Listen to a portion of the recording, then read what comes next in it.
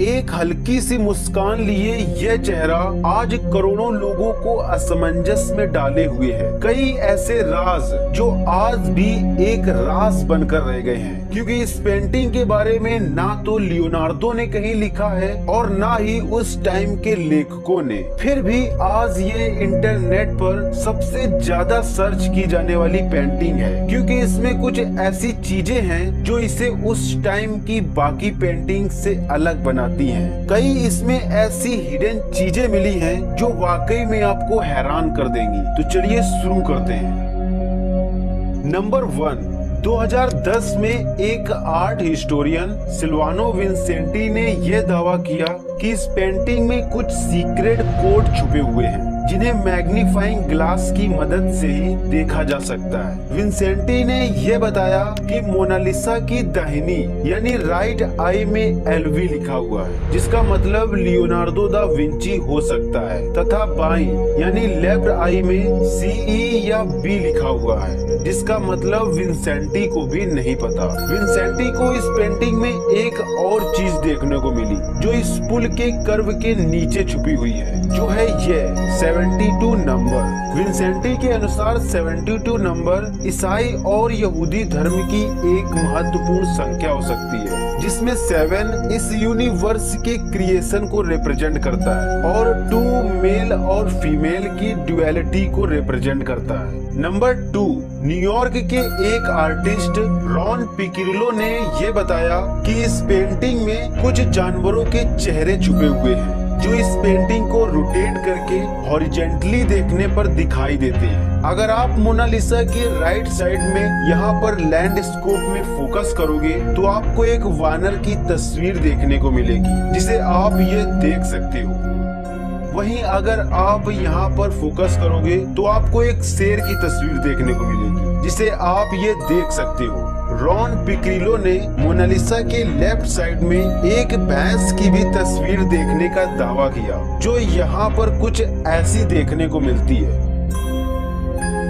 Number 3, आपको ये तस्वीर किस एंगल से अधूरी लगती है? ऑब्वियसली आपको इसमें कुछ भी ऐसा देखने को नहीं मिल रहा होगा जो इसके अधूरेपन की व्याख्या करता हो। फिर भी कुछ सालों तक ये अटकलें चली कि लियोनार्डो ने मोनालिसा के आईब्रोज और आईलैशेस को नहीं बनाया था, पर पास्कल कोड ने अपनी रिसर्च से यह कहा कि लियोनार्डो ने मोनालिसा के आईब्रोज और आईलैशेस को बनाया था, पर वो ओवर क्लीनिंग की वजह से गायब हो गई। आज मोनालिसा के इनकम्प्लीट होने का कोई भी सबूत नहीं है, फिर भी इसे इनकम्प्लीट माना जाता है, क्योंकि लियोनार्डो ने इस पर 16 साल अपने मरते दम तक काम किया था, जो उनका कला के प्रति उनके पैशन को व्यक्त करता है। इतनी परफेक्ट पेंटिंग बनाने के बाद भी उनकी नजर में ये एक अधूरी पेंटिंग थी, जो लियोनार्डो के एक महान कलाकार होने का सबूत है।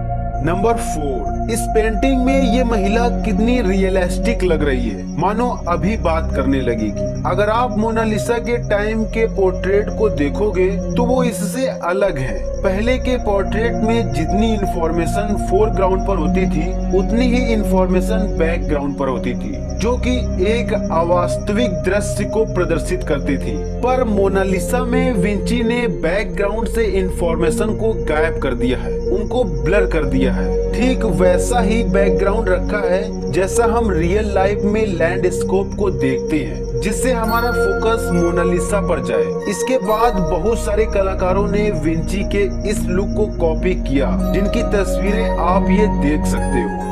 नंबर 5, मोनालिसा की कॉपी प्रतियां भी बनाई गई थी, जिनको उनके स्टूडेंट्स ने बनाया था। इस पेंटिंग को लियोनार्डो के स्टूडेंट फ्रांचेस्को मेल्जी ने बनाया था और ये स्पेन की राजधानी मैड्रिड के प्राडो म्यूजियम में रखी है। मोनालिसा का एक न्यूड वर्जन भी है, जिसे मोना वन्ना कहा जाता है, जो फिजिकली मोनालिसा से मैच करती है। ये पेंटिंग फ्रांस के कॉन्डे म्यूजियम में रखी हुई है। तो दोस्तों, यह थी इस पेंटिंग की मिस्ट्री, जिसको मैंने 4 वीडियोस में आपके सामने रखा है। बहुत सारी ऐसी बातें जो आपको नहीं पता थी उनको मैंने इस सीरीज में आपको बताया है, पर फिर भी बहुत सारी ऐसी बातें हैं जिनको मैंने नहीं बताया है क्योंकि वो अवास्तविक है, उनके सच होने का कोई सबूत नहीं है, वे लोगों का बस एक ऑब्जर्वेशन है, उनकी थिंकिंग है। देखो, जब किसी चीज के बारे में किसी को आइडिया नहीं होता है तो उस पर कोई भी कुछ भी कमिटमेंट कर सकता है, और मोनालिसा एक ऐसी ही पेंटिंग है जिसके बारे में ज्यादा कुछ लिखा नहीं गया था, इसलिए इसके बारे में परफेक्ट जानकारी किसी के पास नहीं थी। चूँकि मोनालिसा एक फेमस पेंटिंग है, इसलिए हर एक फिलोसोफर ने इस पर अपनी रिसर्च से एक अलग ही डिफरेंट थ्योरी रखी। अब ना तो उसे नकारा जा सकता है और ना ही इसे पूरी तरह स्वीकार किया जा सकता है, क्योंकि इसकी सटीक परफेक्ट जानकारी